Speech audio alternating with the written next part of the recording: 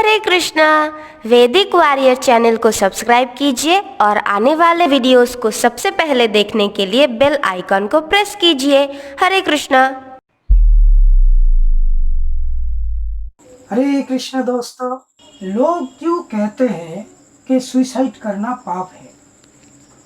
तो अगर इस क्वेश्चन का आंसर आपको जानना है तो वीडियो को पूरा एंड तक देखिए। मैं भगवत गीता से भगवान सुसाइड के बारे में मतलब ये पाप है या पुण्य है, इस बारे में भगवान ने क्या बोला है वही मैं आपको बताऊंगा। और अभी तक अगर आपने सब्सक्राइब नहीं किया है तो मेरे चैनल को सब्सक्राइब कर लीजिए। और अगर आप नए व्यूअर हैं तो जल्दी से उस लाल बटन को क्लिक करके सब्सक्राइब कर दीजिए और बेल आइकन को दबाना मत भूलिएगा। तो आइए शुभ ज्ञान का शुभारंभ करते हैं। प्रश्न का उत्तर कुछ इस तरह से है।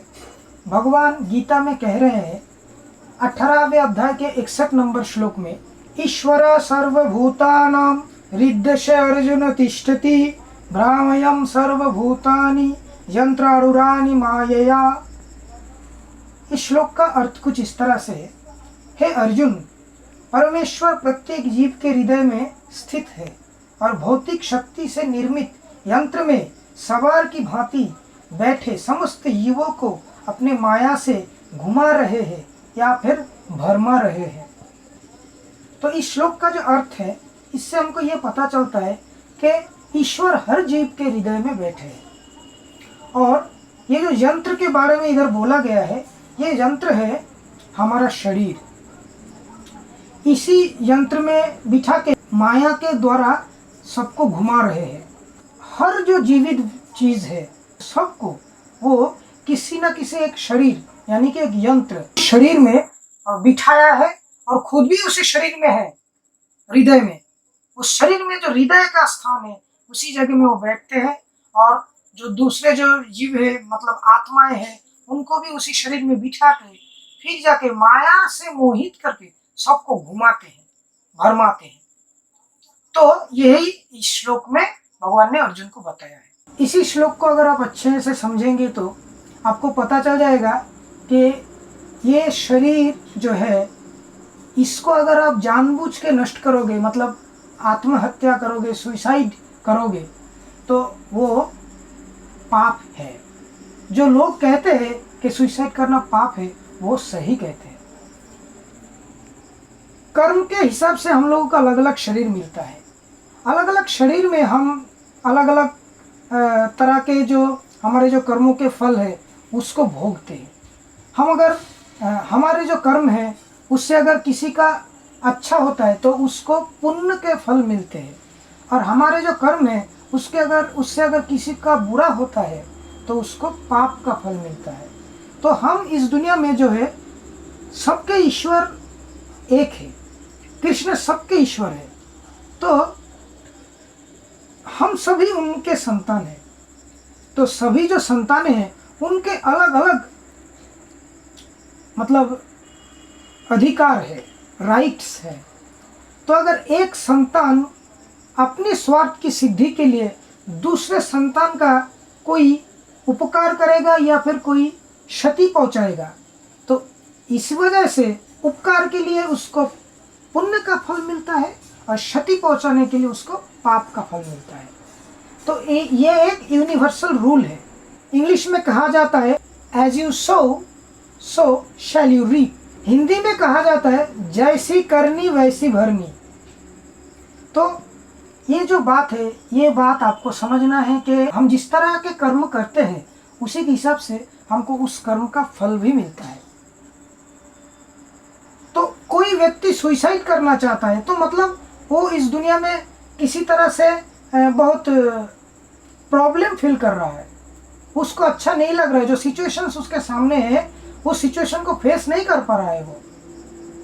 तो हर व्यक्ति को ये जानना चाहिए जितनी भी खराब सिचुएशन वो फेस कर रहा है उसके लिए कोई और उत्तरदायी नहीं है, वो खुद ही उत्तरदायी है। अपने जीवन में जो कठिनाइयाँ हैं वो उसी के खुद के कर्मों के फल के हिसाब से आता है।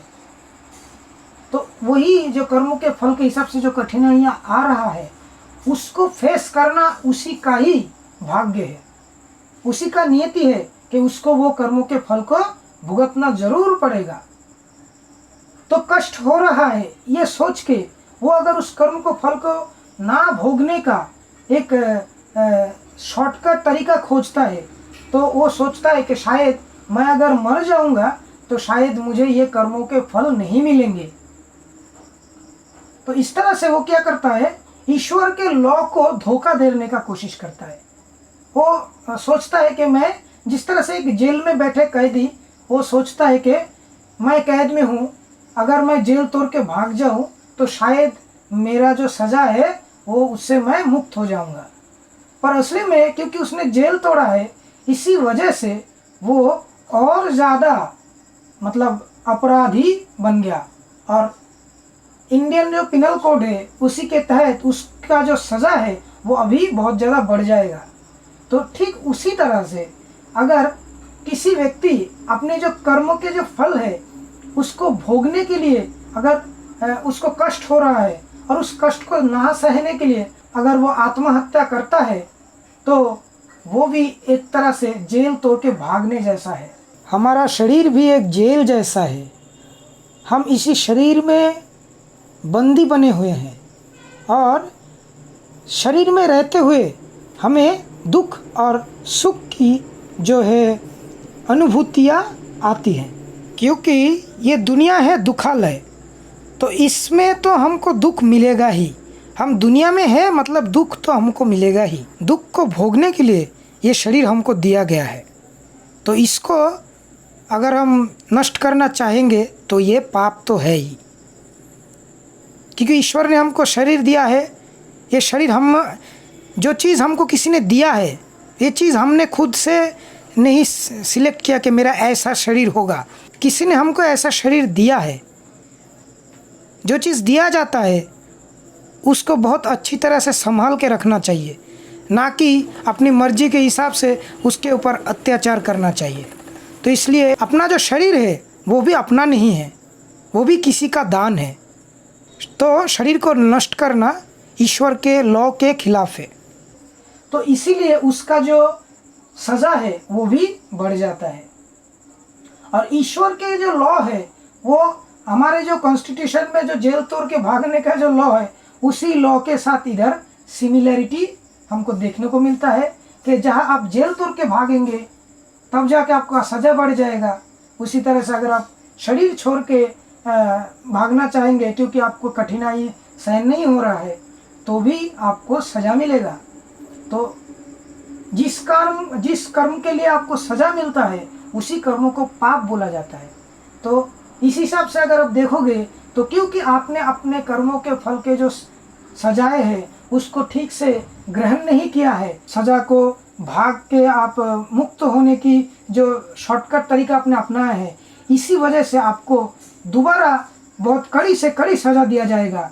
तो लोग जो कहते हैं कि आत्महत्या पाप है, तो वो बिल्कुल सही कहते हैं। ईश्वर के हिसाब से आत्महत्या करना एक पाप कहलाता है, वो कोई तरीका नहीं है अपने आप को मुक्त करने का। जिस तरह से आपको अगर पुण्य का फल मिलता है, आपको बहुत आरामदायक कोई स्थिति मिलता है, बहुत जगह को घूमने को मिलता है, आपके पास बहुत सारे पैसे हैं, अच्छे अच्छे लोगों के साथ मिल रहे हैं, आपके मन में बहुत खुशी है, आप विश्वास नहीं कर पा रहे हैं कि आप बहुत इतना ज़्यादा जीवन में आपके आनंद आ रहे हैं, तो उससे आप नहीं भागते हैं, आप उसको और ज़्यादा एक्सेप्ट करते और ऐसा आप मन में सोचते आजीवन आपको ऐसे सुख मिलता रहे, आजीवन आपके जीवन में कोई किसी तरह का कोई कठिनाई ना आए। ठीक आप इसी तरह से जैसे प्रार्थना करते हैं और उसी को जीते रहते हैं, तो ठीक उसी तरह से अच्छाई का जो एक अच्छापन आपको अच्छा लगता है, तो बुराई का जो बुरापन उसको भी आपको सहना होगा। आपने अगर कुछ काम किए हैं जिसकी वजह से ईश्वर के जो कर्मों के फल के जो लॉज है उसके तहत आपको कठिनाई का सामना करना पड़ रहा है, तो उस कठिनाइयों को आपको सहना पड़ेगा।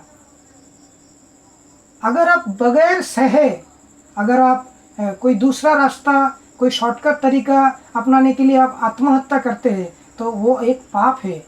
ईश्वर आपको प्रॉमिस कर रहे हैं, वो आपको अभय दे रहे हैं, वो आपको सिक्योरिटी दे रहे हैं कि कितना भी कठिन परिस्थिति क्यों ना हो, अगर तुम मेरा विश्वास करोगे, मुझ में भरोसा रखोगे, तो तुम्हें उस कठिन परिस्थिति से लड़ने के लिए शक्ति मैं दूंगा और तुम उसमें उस परिस्थिति का मुकाबला बहुत अच्छे से कर पाओगे और तुम एकदम एक वीर के भांति कठिनाइयों से जीतते हुए तुम अपनी लाइफ में आगे बढ़ जाओगे।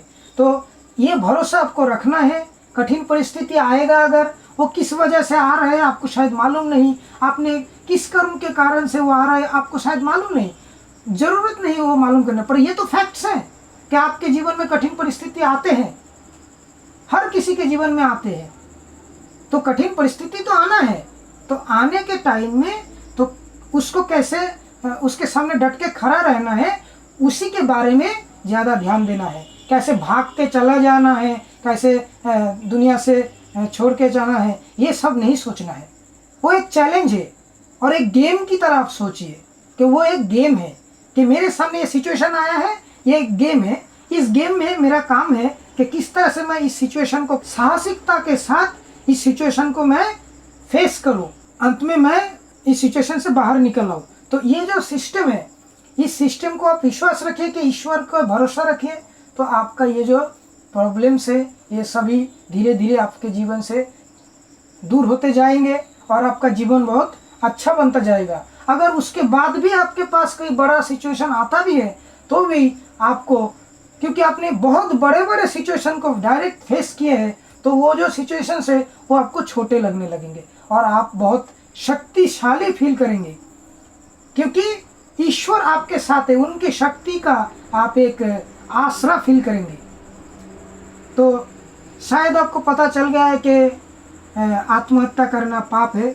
अगर वीडियो आपको पसंद आया है तो लाइक दीजिएगा और चैनल को सब्सक्राइब कीजिएगा और दोस्तों के साथ शेयर कीजिएगा। हरे कृष्णा।